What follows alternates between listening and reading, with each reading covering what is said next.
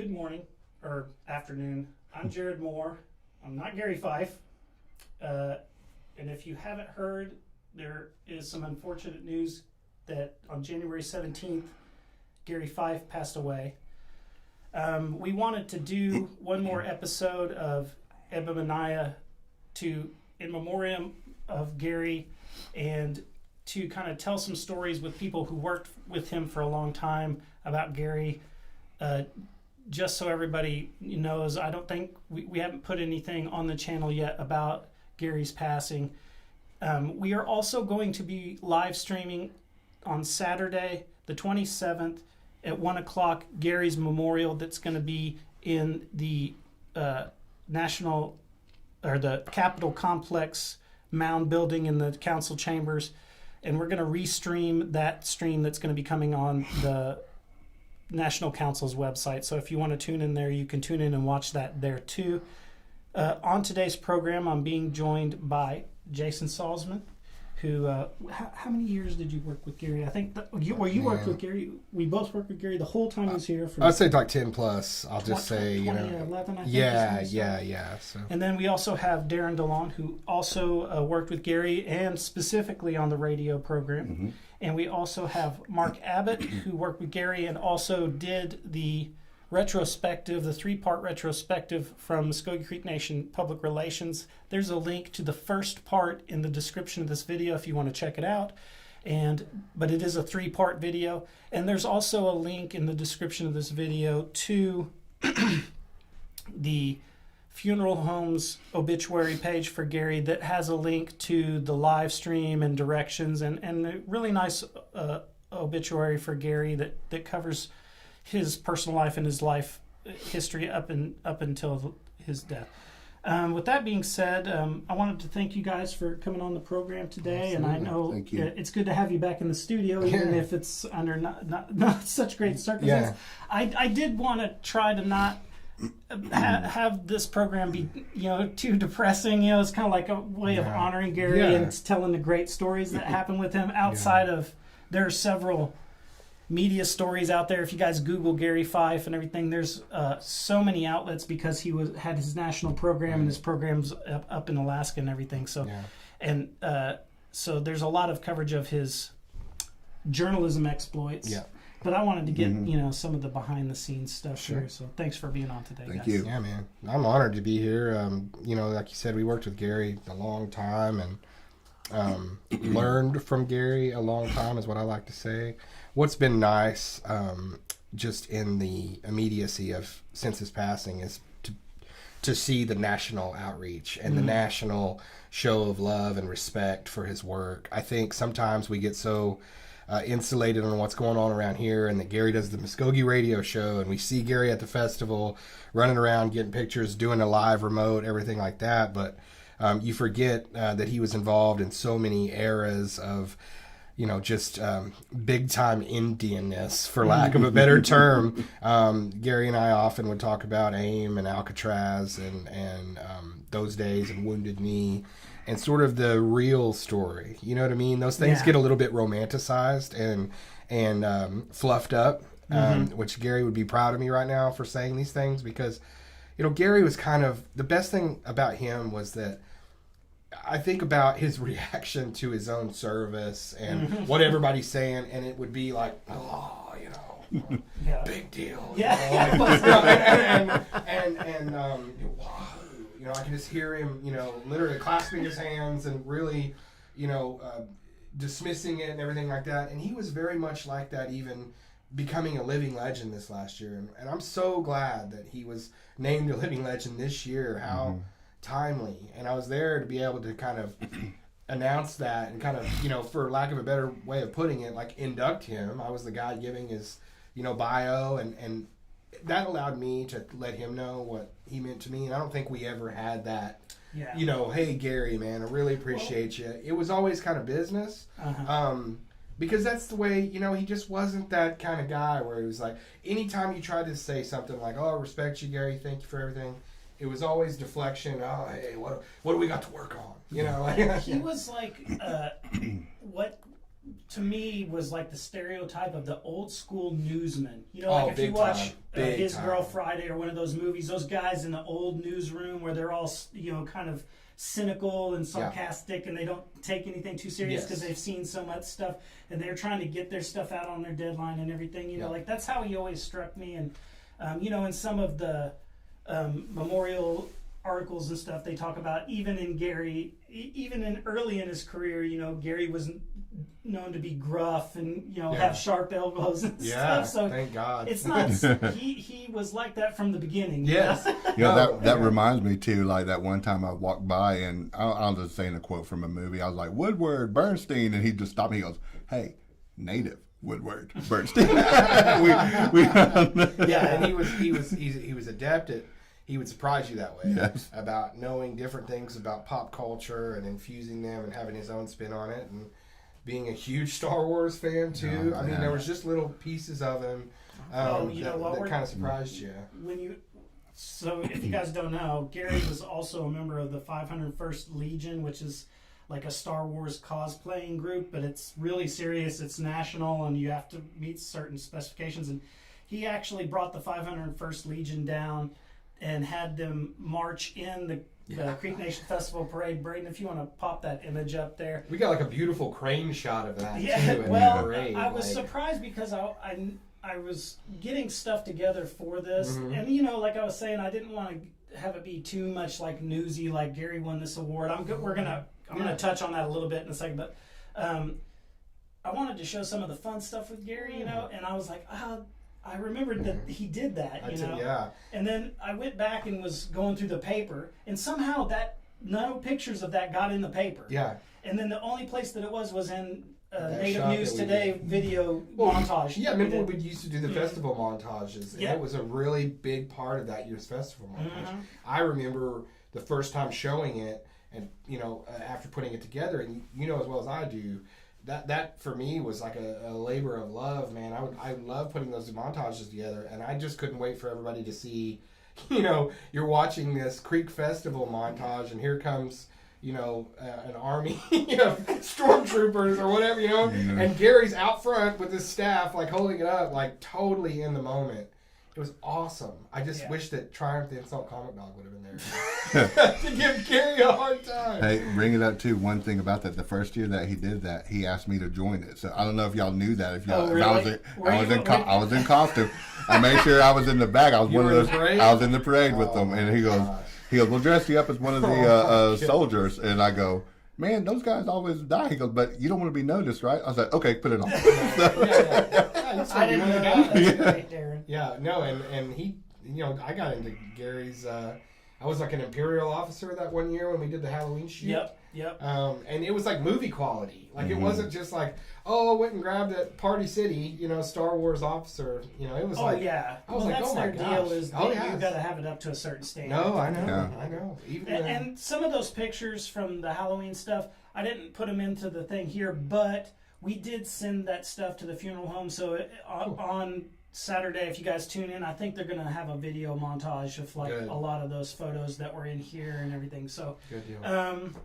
I did want to touch on some of the stuff that happened to Gary over his journalism career that he gained his national recognition for. And did you guys see the C-SPAN video that's out there? Yeah. I didn't even know that existed. Yeah. And that was like prime Gary, you know, like his suit is professional. He has the bolo tie, and his hair is great. Absolutely. And everything he talks about in that video too is on point with everything that he had always said throughout his entire career. He never changed any position on it. And he, you know, like I said, it's refreshing to know just how wide of a net this guy cast. I mean, it was so much work and like quality. Like he was very. When you watch his videos from Alaska, he doesn't hit a wrong note. You know, like the narration of the story, everything. He had the right order, and he was doing like the right stories, and you could just tell that he was an integral part of any community he went to. Yeah, because he was there to tell the way of it. Well, and there's a really good. I'm going to check the chat really quick. That there was a really good article that an outlet out of Anchorage published on Gary about after his passing, where they talk about him getting recruited for National Native News, and the I don't remember the lady's name that was given the statement, but she was saying basically there wasn't anybody she could pick because Gary was the only guy who had the cultural attaché, but also the technical skill to do the program. So that and that went. That's the other thing, just like you said, throughout Gary's whole career was, like he met both the journalism standards and the technical standards with anything that he was doing. And just for you guys, if you don't know, Gary was the host of National Native News, a weekday radio news service produced in Alaska that was focused on indigenous peoples. That program was carried on 181 public radio stations, among them National Public Radio, and it won 8 national awards during its first 7 years in existence. And it was basically Gary's show, like he was the host, but he also got all of the content and everything, just like with Mvskoke Radio. Yeah. Or, Gary was a recipient of 3 legislative citations from the state of Alaska, as well as Alaska Governor's Community Service Medal. In 1978, he was the first Native American recipient of a Ford Fellowship in Educational Journalism. And in 2022, he was also awarded the Frank Greer Lifetime Achievement Award from the Oklahoma Society of Professional Journalists. And as we mentioned, the year after that, he was made a Mvskoke Living Legend. So he won a lot of awards, and this isn't even the half of it. That's just bullet points. So you guys get an idea, if you don't know about Gary's history, some, like the major things that happened. And in honor of Gary, I'll react to that list. Well, that's exactly what he would do. He would do that. He would just pass it off. Yeah. Mark, I wanted to ask you, because when I was talking to you on the phone about coming on the show, because of the retrospective you did with Gary, you were telling me a story that Gary had told you about Russell Means trying to get him beat up. What is that story? Or can you tell it? Oh yeah, I can tell it. I don't mind. Russell's no longer with us either. So well, thank you for calling me on the phone. He usually only texts. Gary, he was in the middle of telling me about going to South America, and he was covering some story down there, and he'd gotten caught in a crossfire between 2 guerrilla factions. Mm-hmm. And they had to hunker down. He had to hunker down with the natives there to keep from being shot. Mm-hmm. And he goes, well, it reminds me of Russell Means having my ass kicked. You're like, and I said, what? I said, what? What? What? And he goes, yeah. So what had happened was he'd gone to the first AIM meeting that was held in D.C. No, it was actually held in Minnesota. Okay. Someplace. Okay. And he'd gone up there, and he said the only people that he recognized were people from Oklahoma. So he went to the Carter camp, and he's hanging out with them. Well, then during that time, Carter shot one of the Bellecourt brothers, and with a gun, and there was a big kerfuffle there. And Carter, I guess, was wanting to make sure the Oklahoma people were being heard. Well, Gary, he said, I was only there with them because that's the only people I knew there. When he goes back to Washington, D.C., they've got some other meeting happening, and Russell Means is there with some of his guys. And he said, I saw them, but he said, I had eaten something and drank something. He said, I've got to go to the restroom. And he said, when he turned away from the urinal, these 2 guys were there, and he said, next thing I know, I'm hitting the ground, and they're just wailing on me. Mm-hmm. And he said, and then Russell came in and said, I don't want to see any of your print work because you're friends with Carter Camp. And he goes, and then they robbed him, right? I can't remember. I had to Gary go look, said. but yeah, they probably Gary did. told me. Probably did. I don't know if that's inside info, but Gary said they took it a step further. Yeah, well, insult to injury. Yeah. But he did. After he told me, I'm going, are you kidding me? I'm like, this is history, man. Amazing. And he's going like, I don't care. Yeah. Well, I was going to ask you too, like when you got ready to do A Life in Media, was there like some trepidation on his part? Was he like, I don't know, Mark, this isn't my really... Well, did it take you some kind of needling to get him to, admit that he's kind of a big deal? I don't think so, because I had talked to him about his life, and he had told me, and I said, people need to know this, Gary. I didn't know you were in Alaska and did all this stuff, and I didn't know you went to South America and had covered all this down stuff. with the gorillas, Yeah, and he thought about it for a little bit, and then he said, "Yeah, okay, I'll do it. What are you thinking?" I'm glad he did.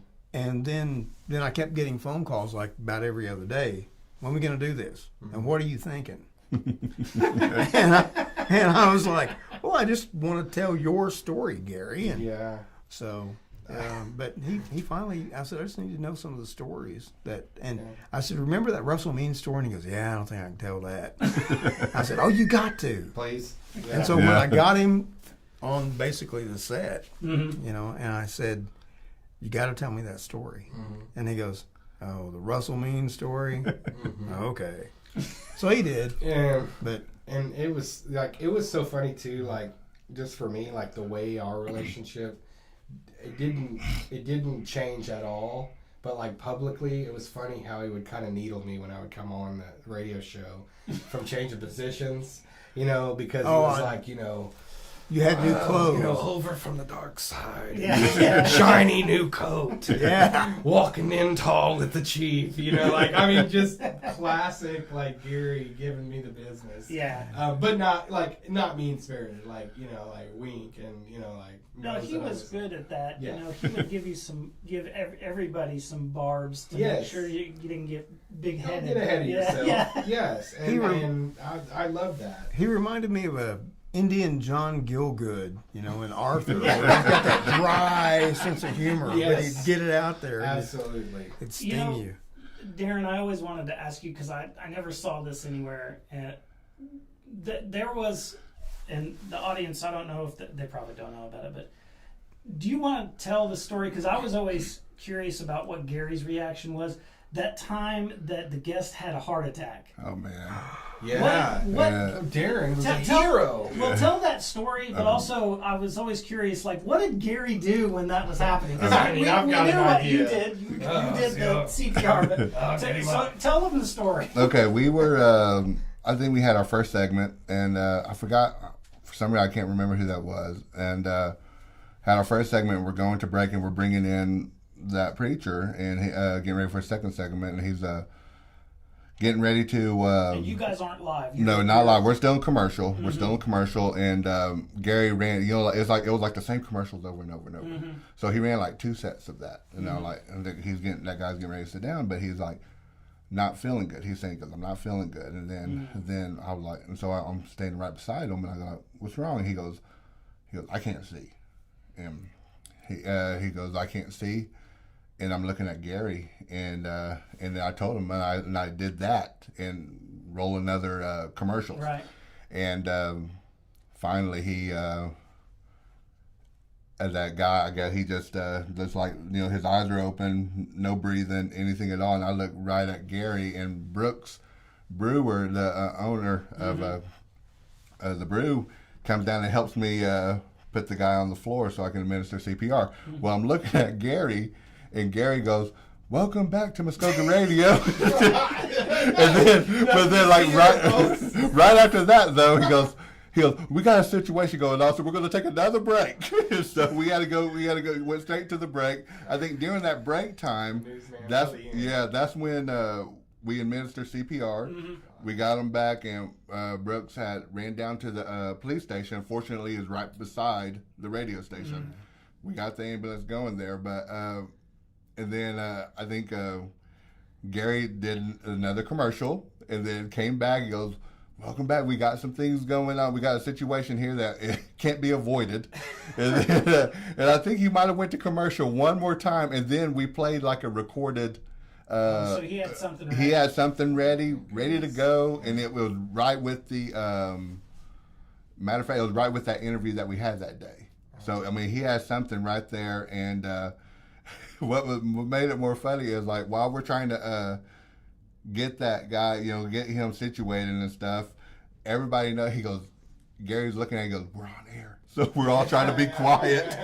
We're trying to be quiet while they load this guy on the stretcher. But he reminded us that we're still on air. Yeah. That's so excellent. He stayed cool. I mean, I'll admit, he stayed cool throughout that whole thing. It was like, we were doing all this stuff, but he knew he had to keep the show going. Mm-hmm. And, he knew, he understood that guy needed the help and everything, but he also, this was a live show. Yeah. So, he still had that going. We were taking care of this guy. He had to take care of that. So that was the one cool thing about seeing that, is like, you never seen a break in Gary's face. I mean, you knew that he knew what he needed to do, and I don't think of all his years, I don't think he's ever saw that. None of us have, but he, like I said, just kept us cool. Absolutely. And the thing I take about that story that kind of, first of all, thank God that Darren was there and they jumped into action and everything like that, and that everything was fine. But I kind of chuckle at the fact that, like, it didn't matter, like, what. There could have been a gentleman literally dying right there, and Gary is not wanting to break show. Right. He's not wanting to play anything recorded. Like, it was always, we've got to have live radio content. Yeah. And that was that old school newsman. Like, the show, like, not the show goes on, but, like, the fact that, like, we're not just going to phone it in and play a recorded interview. I don't care what's happening. Like, we're going to get something on the air, and I am going to miss those calls from him where I knew that somebody had backed out on him last minute, and he would call and, Hollywood, what the chief, he's like, you want to come on today and talk about what the chief had for breakfast, or, you know what I mean? Again, giving me crap, but, like, asking me to come save the day on the show. Yeah. And I was just like, I would always just kind of, like, laugh, shake my head, and be like, sure, Gary, like, I'll come down and we'll talk about what's been going on and the past couple cabinet meetings or whatever, just fill the show up. And he knew that I could. Yeah. He had seen you enough time to go, hey, Jason, 3 minutes, go. Yeah. Well, nothing, And Gary, that's the thing, is he never got flustered in any situation. No. Had seen Gary included, had seen some crazy stuff down here. Yes. Yeah. Where that would put you into shock. And Gary was just fine. He's like, whatever, man. Put me into shock. Well, he's okay. He's just gonna keep on cruising, man. So, and another thing to his character is, he went up to Alaska and spent 20 years in Alaska. And, this is just me talking, but I've known some people that lived in Alaska and they like it in Alaska. And you've got to be a certain type of a person to be in Alaska and be okay up there, it's a different level of existence, It's isolation. Came back here. Yeah, he just take care of his dad.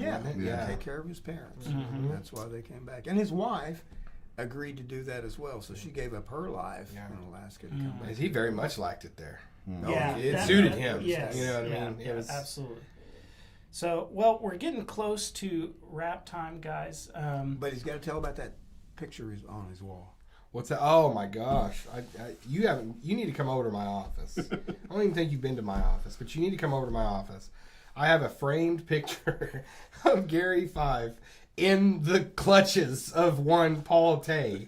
Oh, yes. Being yanked out of, stints. No, I got that. I put that photo in the folder for the Memoriam video. It needs to go to the National Archives. But he never dropped the mic. Yeah, never dropped And the what's mic. so funny is, like, Paul is gripping him by, what else would he grip on Gary but his patented suspenders? Yes. And I was like, the day those old suspenders let Gary down, because the one day, he didn't need them, like, is what, got him yanked out of the room, basically. Well, that is, out of all the pictures that have ever come out of the Mvskoke media or communications or whatever you want to call it. That's the Pulitzer. Well, it's the most, like, picture of a journalist at work. This is what you're getting into. Yeah.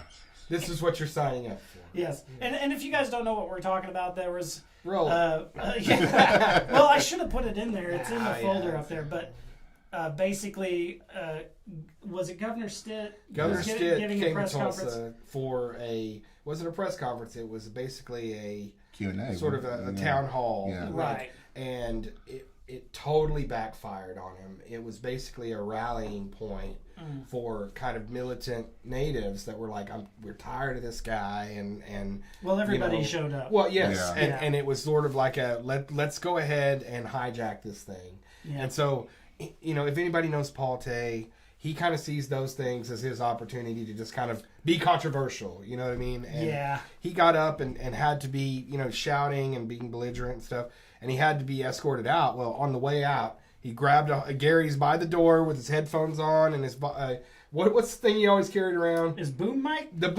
Just his little system he had on the his box pop or whatever. His audio DAT. Yeah, audio DAT. I mean, old school to the day. Yeah. And like literally, he's sitting there with this system, and he just gets the police are taking Paul out, and he's yelling, screaming, "I'm not going!" Kicking, and he gets to the door where Gary's standing, and he just grabs a hold of Gary, and out the door they go. There's video of it and everything. And the Tulsa World, I think it was, just got a great picture of Gary, and it was in the next day's edition. And man, I copy, print out, big old picture, and I found a frame, and I was like, that's my guy.